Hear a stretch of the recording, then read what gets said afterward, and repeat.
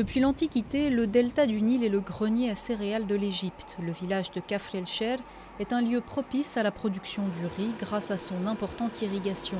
Ici, on fournit un tiers du riz égyptien, mais cette année, les usines de production sont à l'arrêt. Cette période est censée être notre saison de travail. On l'a attendue toute l'année. Après la récolte du riz, on travaillait jour et nuit pour traiter toutes les demandes. Mais aujourd'hui, on n'a plus de travail. L'utilisation de l'eau du Nil est partagée entre ces pays riverains selon un système de quotas. L'Égypte se taille la part du lion avec 55,5 milliards de mètres cubes d'eau.